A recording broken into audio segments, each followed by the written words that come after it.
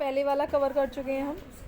इसके बाद करते हैं a growing middle class envisages and end to privileges.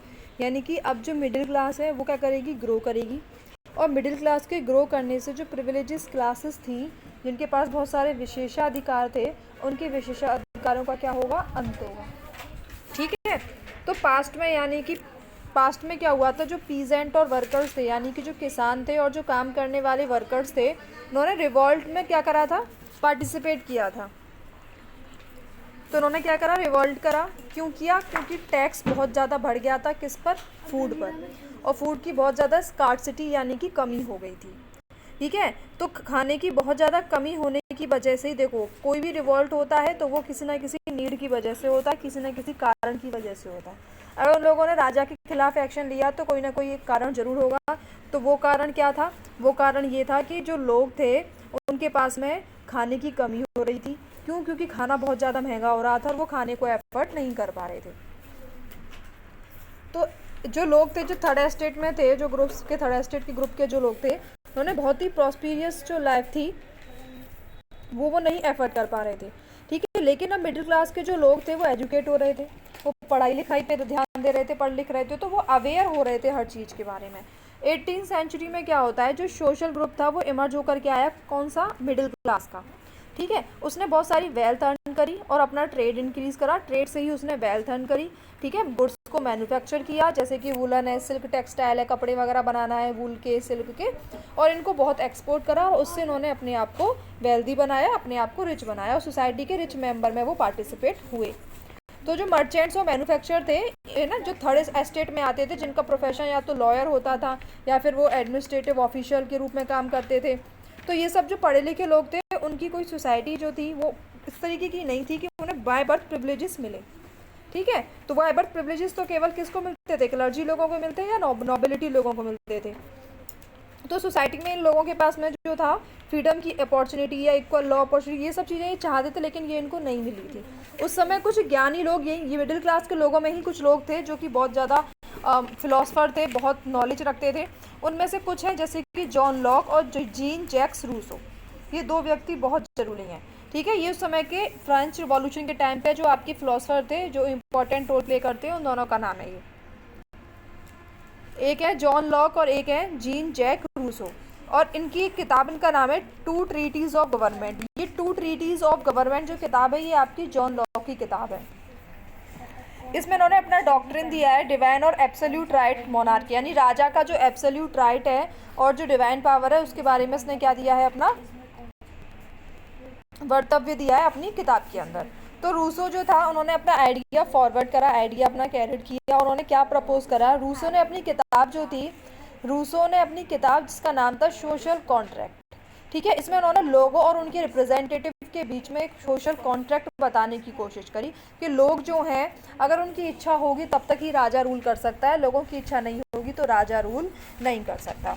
एक तीसरे फिलोसफर हैं जिनका नाम है मॉन्टेस्क्यू, जिन्होंने, इनकी किताब का नाम है the spirit of the laws. इन्होंने the spirit of the laws के अंदर क्या बताया है कि जो सरकार के बीच में जो पावर्स है वो इक्वली डिवीजन है, इक्वली डिवाइडेड हैं। किस किस के बीच में? सरकार की पावर लेजिस्लेचर के बीच में जो कानून बनाने वाला है, एग्जीक्यूटिव जो कानून को लागू करेगा, और जुडिशरी जो आपको न्याय प्रदान करेगा। इन तीन चीज़ों के बीच में आपकी सरकार की जो पावर है वो डिवाइडेड है।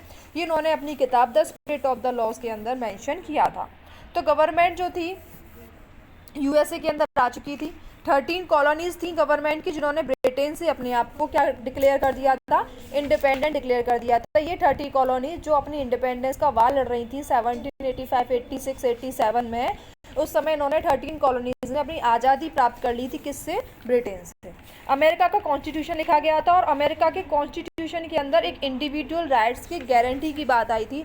इस बात ने पॉलिटिकल थिंकर जो फ्रांस में थे, उन लोगों ने इस बात को बहुत ही गहनता से लिया और इस बात पे बहुत चर्चा होने लगी।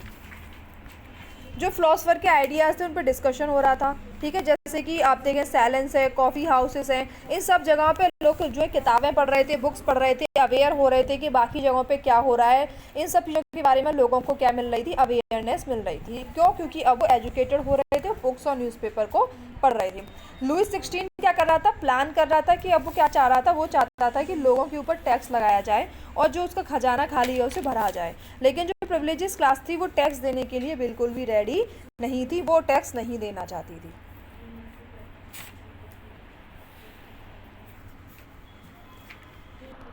अब चैप्टर फर्स्ट का part 2, the outbreak of the revolution, ठीक है, यानी कि क्रांति की शुरुआत, विद्रोह की शुरुआत, ठीक है। लुईस 16 जो थे उनका हमने देखा था इंटेंशन क्या था, टैक्स को इंक्रीज़ करना, ठीक है। तो आप कैसे सोच सकते हो कि अगर लुईस 16 टैक्स इंक्रीज़ करेंगे और लोगों उसके एक्शन में कुछ ना करें, ऐसा नहीं हो सकता। फ्रांस में क्या होता था, पहले से एक ओल्ड रिजीम था, जो मोनार्क था ना, उसके पास पावर नहीं थी कि वो टैक्स को इम्पोज कर सके अपनी विल के मुताबिक, अपनी इच्छा के मुताबिक। वो कितना भी टैक्स सरकार जो है वो लोगों के ऊपर नहीं लगा सकती थी। ये फ्रांस का ओल्ड रिजीम था। हालांकि वो उसको क्या करना पड़ता था, जब भी वो अपने मतलब टैक्स लगाना चाहती थी तो टैक्स लगाने से पहले उसको अपनी एस्टेट जनरल की मीटिंग को बुलाना पड़ता था। तो एस्टेट जनरल की जब मीटिंग आती थी तो राजा पहले एस्टेट जनरल की मीटिंग को बुलाता था, उसमें डिस्कशन होता था, उसके बाद जो है टैक्स लगाया जाता था, ठीक है ना। तो जब मीटिंग आई एस्टेट जनरल में, तो एस्टेट जनरल एक पॉलिटिकल बॉडी थी जिसमें तीनों एस्टेट के अपने अपने रिप्रेजेंटेटिव आते थे। जब मीटिंग बिठाई जाती थी तो तीनों एस्टेट अपने अपने रिप्रेजेंटेटिव्स को इस मीटिंग के अंदर भेजते थे। हालांकि जो मोनार्क था वो अकेले डिसाइड नहीं कर सकता था कि वो मीटिंग कब लेके आनी है। लास्ट टाइम जो मीटिंग हुई थी वो 1614 में हुई थी और उसके बाद ये मीटिंग अब हो रही थी 17 में, ठीक है। तो लगभग 100 साल के बाद इस मीटिंग को बुलाया गया था। तो 5 मई 1789 की बात है। 5 मई यानी कि आज भी आपकी क्या है, 5 मई है, ठीक है। तो 5 मई 1789 को लुईस 16 ने क्या करा, असेंबली की मीटिंग बुलाई जनरल एस्टेट जनरल की, क्या करने के लिए, नया टैक्स लगाने के लिए एक प्रपोजल पास करना चाहता था, ठीक है। तो वर्साइल के हॉल के अंदर ये सब लोग मिलते हैं, ठीक है। डेलीगेट्स आते हैं, अपने आप को प्रिपेयर करते हैं, होस्ट करते हैं। तो जो फर्स्ट और सेकंड एस्टेट के लोग थे उनके रिप्रेजेंटेटिव थे 300, ठीक है ना, जो रोज में बैठे हुए थे, जो एक दूसरे की साइड अपोजिट साइड में रोज सीट रखी हुई थी, उन्होंने एक दूसरे अपोजिट साइड्स में बैठे हुए थे। और जो आपका लास्ट एस्टेट था उसके रिप्रेजेंटेटिव थे 600 सॉरी, जो उन चेयर्स के पीछे बैक जो चेयर्स रखी हुई थी उनके बैक में खड़े हुए थे। तो पहली दो एस्टेट के रिप्रेजेंटेटिव 300 थे और तीसरी एस्टेट के रिप्रेजेंटेटिव 600 थे, ठीक है। तो तीसरी जो एस्टेट थी उनके रिप्रेजेंटेटिव सबसे ज़्यादा थे, एजुकेटेड मेंबर थे, प्रॉस्पेरियस भी थे। उनमें पीजेंट, आर्टिशन, वुमेन्स, इन सबको असेंबली में जाने से मना कर रखा था, यानी कि ये सब असेंबली में पार्टिसिपेट नहीं कर सकते थे। आर्टिशंस नहीं कर सकते थे, वुमेन्स नहीं कर सकती थी, पीजेंट्स नहीं कर सकते थे। हालांकि जो डिमांड थी वो क्या थी, डिमांड, और जो लोगों की डिमांड थी, उनके जो ग्रीवेंसेस थे, है ना, जो कम से कम 40,000 लेटर के रूप में वो अपनी अपनी डिमांडेड्स को एस्टेट जनरल्स के अंदर लेकर के आए थे कि हमारी ये डिमांड्स हैं, एस्टेट जनरल के अंदर लेटर्स के थ्रू लोगों ने भिजवाई थी। तो जब एस्टेट जनरल्स में वोट हुए, ठीक है, तो प्रिंसिपल क्या था कि हर व्यक्ति को, हर एस्टेट के हर व्यक्ति का एक वोट होगा। तो जो लुईस 16 था उसने डिटरमाइन किया कि वही प्रैक्टिस दोबारा की जाएगी, वोट डलवाए जाएंगे। तो जो थर्ड एस्टेट के मेंबर्स थे उनकी डिमांड क्या थी कि जो वोट है पूरी असेंबली के मेंबर्स के द्वारा डलवाया जाए और हर मेंबर का एक वोट होना चाहिए, ठीक है।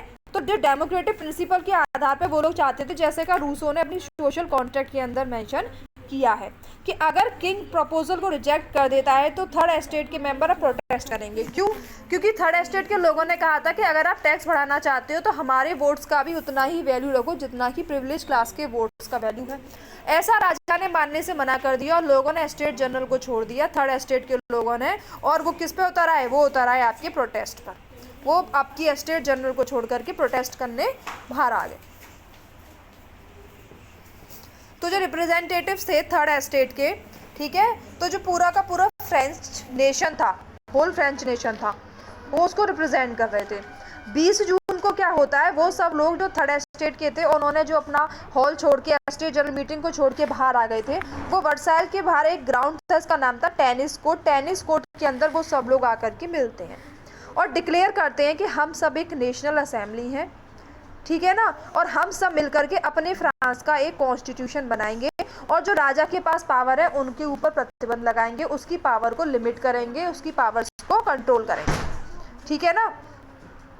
उसके बाद में क्या होता है कि जो मीटिंग थी, इसको जो लीड करने वाले लोग थे, जो नेशनल असेंबली उन्होंने अपने आप को डिक्लेयर करा था टाउन हॉल टेनिस कोर्ट के अंदर, वो दो व्यक्ति बहुत इंपॉर्टेंट है। एक है मिराबी और दूसरे हैं एबीसियस। ये दो व्यक्ति बहुत इंपॉर्टेंट हैं क्योंकि यही नेशनल असेंबली में हो रही थर्ड एस्टेट की मीटिंग को लीड कर रहे थे, ठीक है। तो मिराबी और एबीसियस कर रहे। तो मिराबी का जन्म एक नोबल फैमिली के अंदर हुआ था, ठीक है ना। ये एक फ्यूडल प्रिविलेजेस को कन्विंस भी कर रहे थे, लेकिन फिर भी इन्होंने थर्ड एस्टेट के लोगों को सपोर्ट करा उनके डिमांड्स के मुताबिक। और दूसरा एक व्यक्ति जो था वो जनरल था, ठीक है ना, जो पावरफुल व्यक्ति थे, जो वर्साइल में उसकी स्पीच को डिलीवर कर रहा था। ये देखो टेनिस कोर्ट है, यहाँ पर ये सब लोग थर्ड एस्टेट के लोग मिले हुए हैं। ये आपको मिराबी और एनीसीएस दिखाई दे रहे हैं, ठीक है। स्केच जो है किसने बनाया है, ये स्केच बनाने वाले व्यक्ति का नाम है जैक्स लुइस डेविड। इनकी पेंटिंग बनाई है, बहुत बड़ी नेशनल असेंबली की जो मीटिंग है थर्ड एस्टेट के 600 लोगों की, उसको दिखाया गया है।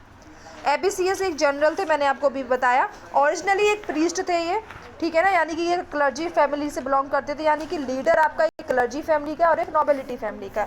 नोबिलिटी का आपका मिराबे है और आपका ये एबीसीएस आपका क्लर्जी फैमिली का है, ठीक है। तो इन्होंने एक लिखा था what is the third estate. हालांकि वाइल नेशनल असेंबली बहुत बिजी थी वर्साइल के अंदर अपना कॉन्स्टिट्यूशन ड्राफ्ट करने के लिए, पूरा का पूरा फ्रांस जो था, पूरा का पूरा फ्रांस आपका टर्मोइल में आ गया, परेशानी में आ गया। तभी क्या होता है, सीवियर विंटर में एक बैड हार्वेस्ट होता है, यानी कि जो विंटर के अंदर आपका क्या हो जाता है, फसल आपकी ख़राब हो जाती है। उसी समय आपके जो ब्रेड है उसका प्राइस क्या हो जाता है, बहुत ज़्यादा बढ़ जाता है। लोगों की सिचुएशन बहुत ख़राब हो जाती है क्योंकि अब वो खाने के लिए ब्रेड नहीं खरीद पाते हैं। बहुत सारे घंटे, बहुत सारा टाइम वो लोग स्पेंड करते हैं, बेकरीज़ में जाते हैं, खाना नहीं मिलता है, वुमेन्स लंबी लंबी लाइन्स में खड़ी होती हैं, शॉप पे नहीं मिलता है ना। तो राजा ऑर्डर करता है ट्रूप्स को कि वो पेरिस की ओर प्रस्थान करें। किसको, सेना को। 14 जुलाई को क्या होता है, जो क्राउड बहुत ज़्यादा एजिटेट थी, बहुत ज़्यादा गुस्से में थी, वो क्या करती है, बास्टील का जो शहर है उसको पूरे को डिस्ट्रॉय कर देती है। कब, 14 जुलाई 1789 को।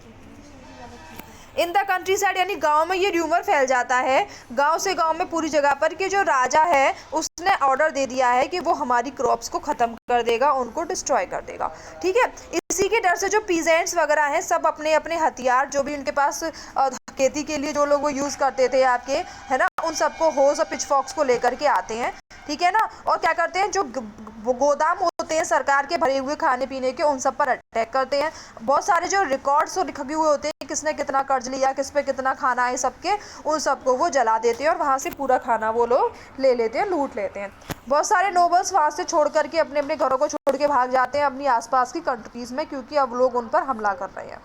तो ये जो रिवॉल्ट होता है, जो लुइस 16 था, फाइनली क्या करता है, अब नेशनल असेंबली को रिकॉग्नाइजेशन करता है, उसको मानता है, उसको मान्यता देता है, उसको एक्सेप्ट करता है एक पावरफुल की तरह, और उसको बोलता भी कि ठीक है, कॉन्स्टिट्यूशन जो तुम बना रहे हो हम उसको चेक करेंगे। 4 अगस्त 1789 को क्या होता है, असेंबली एक डिक्लेरेशन पास करती है कि फ्यूडल सिस्टम को अबॉलिश किया जाएगा और जो टैक्सेस के ऑब्लिगेशंस लगे हैं उनको भी अबॉलिश किया जाएगा। जो क्लर्जी के मेंबर्स हैं उनको फोर्स किया गया कि अब वो अपने प्रिविलेजेस को छोड़ें, और जो तिथि नाम का टैक्स था जो कि क्लर्जी के लोग लेते थे, जो चर्च लेती थी एक लैंड टैक्स के रूप में, चर्च कन्फिस्केट करती थी इस टैक्स को लैंड टैक्स के रूप में, तिथि को, इस टैक्स को अबॉलिश कर दिया गया कि अब कोई टैक्स हम क्लर्जी को नहीं देंगे। गवर्नमेंट के जितने भी एसेट्स थे सबको एक्वायर कर लिया गया, कम से कम 2 बिलियन लिवरे के एसेट्स थे इसकी। फ्रांस अब एक कॉन्स्टिट्यूशनल मोनार्की बनेगा। फ्रांस क्या बनेगा, एक कॉन्स्टिट्यूशनल मोनार्की, ठीक है। तो नेशनल असेंबली जो थी इसने अपना कॉन्स्टिट्यूशनल ड्राफ्ट कर लिया था 1789 से लेके 1791, यानी 3 साल के बीच में, ठीक है। 2 साल के बीच में। मेन ऑब्जेक्ट क्या था इसका, कि मोनार्की पावर को लिमिट करना है। इसका क्या था कि जो एक व्यक्ति के हाथ में पावर कंसंट्रेट है, केवल एक व्यक्ति को कंट्रोल कर रहा है, उस पावर को एक व्यक्ति से छीन करके उस पावर को डिवाइड करो, सेपरेट करो, और लेजिस्लेचर, एग्जीक्यूटिव और जुडिशरी जैसे 3 पार्ट्स को डिवाइड करो, पावर को डिवाइड करो इन 3 पार्ट्स में। फ्रांस अपना कॉन्स्टिट्यूशनल मोनार्की बना लेता है, और कॉन्स्टिट्यूशनल मोनार्की के मुताबिक 3 पार्ट्स बनते हैं। जुडिशरी में जज होता है, तो जज होता है वो भी लोग वोट देते हैं। एक्टिव सिटीजन क्या होते हैं, वो लोग जो वोट दे रहे हैं, जो वोट दे रहे हैं वो एक्टिव सिटीजन्स हैं। जो 4 मिलियन की पॉपुलेशन थी, 28 मिलियन में से वो आपके एक्टिव सिटीजन्स थे। पैसिव सिटीजन्स वो थे जिनको वोट देने का अधिकार नहीं था, जो कम से कम 3 मिलियन मेंस थे और बच्चे थे, वुमेन्स थी, और यानी कि बच्चों को वोट देने का अधिकार नहीं था, महिलाओं को वोट देने का अधिकार नहीं था, और ऐसे व्यक्ति जो 25 साल से कम उम्र के हैं उनको वोट देने का अधिकार नहीं था। तो एक्टिव सिटीजन वो सिटीजन जिनको वोट देने का अधिकार था, वो वोट देते थे और वोट दे करके वो इलेक्टर्स को चुनते थे। कम से कम 50,000 आदमियों को चुनते थे, जो मिलकर के एक नेशनल असेंबली के 745 मेंबर्स को चुनते हैं। यानी कि नेशनल असेंबली आने वाले व्यक्ति जो है वो इनडायरेक्ट इलेक्शन से आए हैं, डायरेक्ट जनता के द्वारा चुन करके नहीं आए। जनता ने किसको चुना? इलेक्टर्स को चुना है, जो 50,000 है। 50,000 आदमियों ने मिलकर के नेशनल असेंबली के 745 व्यक्तियों को चुना है। ये नेशनल असेंबली राजा को कंट्रोल करेगी और राजा जो है नेशनल असेंबली पे वीटो लगा सकता है, नहीं नेशनल असेंबली की पावर को कंट्रोल कर सकता है। नेशनल असेंबली मिनिस्टर को कंट्रोल करेगी। तो ये सब चीज़ें कब बनी? जब संविधान बन गया किसका? फ्रांस का। ठीक है, तो 1791 का जो कॉन्स्टिट्यूशन था उसमें पावर क्या थी? नेशनल असेंबली को दे दी गई, और नेशनल असेंबली के जो मेंबर थे वो इनडायरेक्ट इलेक्शन के थ्रू चुन करके आ रहे थे। सिटीजन्स क्या कर रहे थे? ग्रुप ऑफ इलेक्टर्स को चुन रहे थे, ठीक है, और ग्रुप ऑफ इलेक्टर्स असेंबली के मेंबर्स को चूज कर रहे थे। राइट टू वोट का अधिकार केवल मेंस को था, जो 25 साल के ऊपर के लोग हैं, ठीक है ना, और वुमेन्स को और फिर चिल्ड्रंस को आपका राइट टू वोट देने का अधिकार नहीं था, वो पैसे मेंबर्स के अंदर आते थे। लेबर वेजेस जो है उनके वो टैक्स नहीं देते हैं, उनको भी वोट देने का अधिकार नहीं दिया गया था। तो टैक्स पेयर की पॉपुलेशन क्या थी? कम थी। तो सिटीजन जो कॉन्स्टिट्यूशन था जिसको डिक्लेयर किया गया था उसमें राइट ऑफ मैन की, यानी कि लोगों के, सिटीजन्स के अधिकार की बात की गई थी। लोगों को राइट दिया गया था जीने का, फ्रीडम ऑफ स्पीच का, राइट टू लाइफ दिया लोगों को, फ्रीडम ऑफ स्पीच दिया लोगों को, अपना ओपिनियन प्रदर्शित करने का राइट दिया, इक्वलिटी बिफोर लॉ का राइट दिया, और नेचुरल इनएविटेबल राइट्स दिए, इनअलाइनेबल राइट्स दिए, और ह्यूमन बींग्स को जन्म से किसी प्रकार के अधिकार से, हर प्रकार के अधिकार से, जन्म के हर प्रकार के अधिकार से वंचित किया कि जन्म से किसी को किसी प्रकार कोई प्रिविलेजेस या अधिकार नहीं दिए जाएंगे। ठीक है, नेचुरल राइट्स को बंद कर दिया गया। राइट ऑफ मैन और राइट ऑफ सिटीजन का मतलब क्या है? मैन जब जन्म लेता है तो वो फ्री होता है, उसके पास सारे बराबर के राइट्स हैं। पॉलिटिकल एसोसिएशन बनाने का उसके पास राइट है, लिबर्टी है, प्रॉपर्टी एक्वायर करने का उसके पास में राइट है, सोवरेनिटी का उसके पास में राइट है। कोई भी इंडिविजुअल, कोई भी ग्रुप, कोई भी ऐसी अथॉरिटी एक्सेस नहीं करेगा जो लोगों की मर्जी के बिना हो। लिबर्टी दी गई लोगों को, ठीक है ना। तो ये सब राइट्स थे जो लोगों को प्राप्त हुए थे संविधान बनने के बाद में। ये कुछ सिंबल्स हैं, जैसे कि ये ब्रोकन चेन सिंबल है किसका? स्लेवरी से मुक्ति प्राप्त करने का। ये जो आपका बंडल ऑफ रॉड्स और फेसिस है, ये सिंबल है आपका कि इजीली ब्रोक करना है, और एंटायर बंडल को, एंटायर बंडल का जो ग्रुप है उसका मतलब क्या है कि हम सब लोग यूनाइट है, हमारे अंदर यूनिटी है।